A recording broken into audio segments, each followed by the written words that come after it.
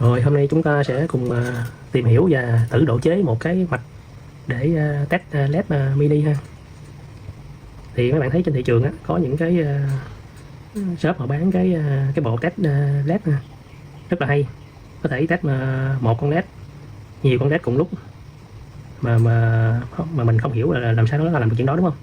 Thì giờ cái video này mình sẽ giải thích và chúng ta cùng tìm hiểu và cùng chế thử một bộ cho riêng mình ha. Thì để chế được cái bộ test LED á, thì chúng ta cần một cái mạch driver LED ha.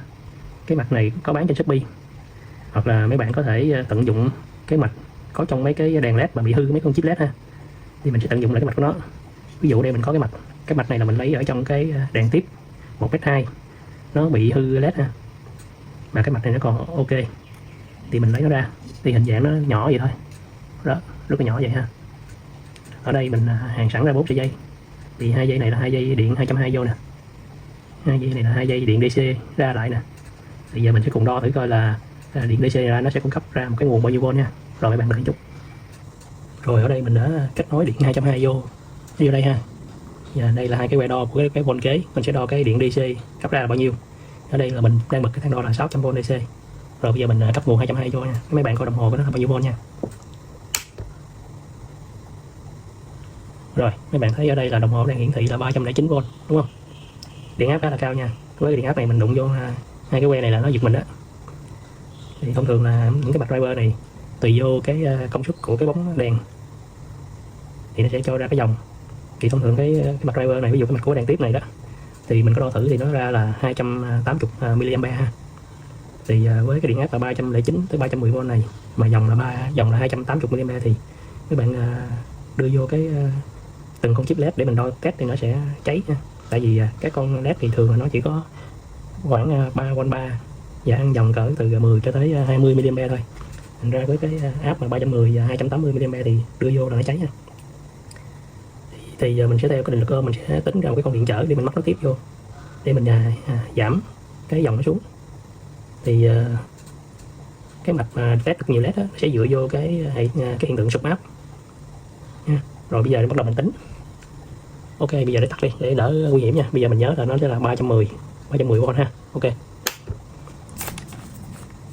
Rồi bây giờ như nãy mình nói thì một con LED nó sẽ cần là điện áp là 3.3V và dòng là 10 tới 20 mA để sáng được con LED đó. Thì bây giờ mình sẽ lấy cái mốc là 3.3V và 20 mA để mình tính ra cái con điện trở mắc nó tiếp vô ha. Rồi ở đây mình nói sơ sơ là mình vẽ, không biết các bạn thấy không. Thì mình vẽ sơ vẽ đại nha. Thì bây giờ là mình sẽ cần một con điện trở, đúng không? Thì mình sẽ vẽ đây, con điện trở đây bao nhiêu ôm thì không biết. Nó cái đèn về lại ở đây là 308V đi DC. Cái đèn này là 3.3V 20 mA. Thì giờ con điện trở này là bao nhiêu? Thì con điện trở này thì mình sẽ lấy 380 mình trừ 3,3, mình sẽ chia cho 20 để mình ra nha, là công thức là R sẽ bằng U chia cho Y. Thì U rơi cho con điện trở thì sẽ lấy 308 chia trừ cho 3.3, thì R mình muốn là Y là 20 mA giờ, đúng không? Thì giờ mình lấy chết rồi, bây giờ cái điện thoại mình quay mất rồi. Thì mình tính đâu đó khoảng cỡ R là khoảng 20 kg đi, 20 kg lâu không nha. Thì dòng Y lúc này nó sẽ được đâu đó khoảng cỡ 15 mấy mA. Rồi ok. Thì mình nói là cái đèn LED nó sẽ sáng từ 10 cho tới 20, thì giờ mình lấy 15 thôi. Tại vì mình đang có cái con điện trở 20 kg đây để mình dễ test cho các bạn ha. Vậy là mình sẽ nói tiếp cái con điện trở 20 kg vô. Thì nó sẽ làm sáng được một cái bóng đèn này, đúng không? Thì giả sử bây giờ mình muốn test thêm hai bóng đèn cùng lúc hoặc mà mắc nối tiếp với nhau, thì ở đây mình thêm một bóng đèn nữa cũng 3.3V, đúng không? Thì bây giờ cái con điện trở này nó có còn phù hợp hay không, đúng không? Thì giờ mình tính thử nha, mình tính cái dòng Y coi. Thì giờ Y sẽ bằng gì? Sẽ bằng 308, mình sẽ trừ đi hai cái này còn lại là 3.3 cộng thêm 3.3 lần nữa, đúng không? Mình chia ra 20 kg, đúng không? Thì cái Y này nó sẽ ra là mAh. Ví dụ đối với hai con này thì mình sẽ tính đâu đó là cũng lòng vòng cỡ chừng 14 chấm mấy cho tới 15, gần 15 mA bây giờ ha, là nó vẫn sáng được. Rồi ví dụ đây mình gắn 10 con led, 20 con led thì sao, thì các bạn cứ tính nhân lên. Thì đây mình có tính sơ đi, ví dụ đối với mà có mà con led có thể sáng được với giá trị là 10 mA, cái khoảng sáng của con led là từ 10 tới 20, thì 10 mA thì nó sẽ sáng mờ một chút. Thì đâu đó mình sẽ mắc nối tiếp được 35 con led ha, 30 tới 30 con led, 30 tới 35 con led, nghĩa là mình sẽ đo lúc được tầm này ha. Rồi bây giờ mình sẽ test thử với mấy bạn coi ha. Rồi ở đây như nãy mình nói là mình có chuẩn bị sẵn, ở đây mình có 2 cái con điện trở, mỗi con là 10 kg, mình ghép nối tiếp lại sẽ là được 20 kg nha. Bây giờ mình đo thử nè.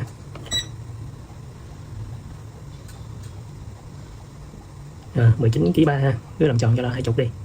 Rồi bây giờ mình sẽ mắc nối tiếp vô cái mặt này ha, rồi mình sẽ test thực tế.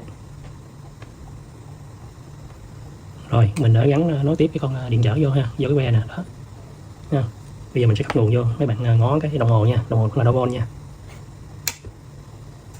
Rồi nó vẫn hiện là 309V đúng không? Tại vì lúc này chưa có tải thì nó sẽ không có hiện tượng sụt áp xảy ra, thì mình vẫn là đo được là 308, 309V. Bây giờ mình sẽ gắn cái tải vô, nghĩa là mình sẽ đo một con led, 2 con led, 3 led, 4 led gì đó. Rồi mấy bạn coi nó có thành công không nha. Ok, các bạn đợi chút. Rồi ở đây mình sẽ lấy cái bóng led này để mình test ha. Ở đây mấy bạn sẽ thấy nó sẽ có tổng cộng là 21 con led. Rồi bây giờ mình sẽ test thử coi là nó có test được cùng lúc 21 led hay không nha. Ok, rồi bây giờ đầu tiên mình sẽ kiểm tra thử coi nó sáng được 21 cái led luôn không nha. Mấy bạn nhìn đồng hồ đo volt, hiện tại nó là điện áp đang là 311 ha. Nói chung dao động 308, 309, 310, 311 gì đó, nói chung vòng đó. Bây giờ mình test thử nha, mấy bạn nhìn ha. Coi nếu mà sáng 21 con led thì nó sẽ sụt áp xuống còn bao nhiêu volt ha. Nó cũng hơi chói mắt đấy.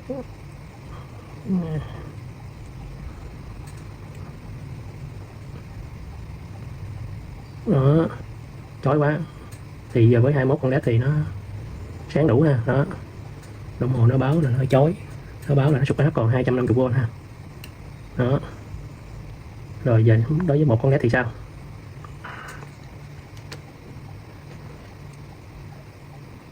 Rồi giờ bật cuồng lên nha. Ok.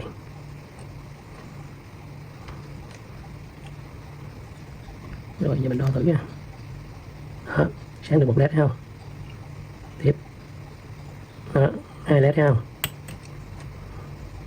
Cháy mắt quá, chói quá. Rồi. Đó, thấy không? Ok. Vậy là thành công rồi các bạn.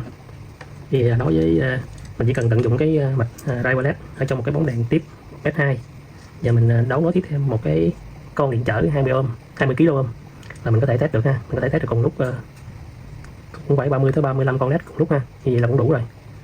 Rồi các bạn lưu ý là điện áp mà 300V nó giật nha các bạn nha, phải cẩn thận. Như là cái thứ hai á, là để bền á, thì mình phải tính, mình phải mua cái con điện trở á, thì cái công suất con điện trở cũng phải từ 2W trở lên nha.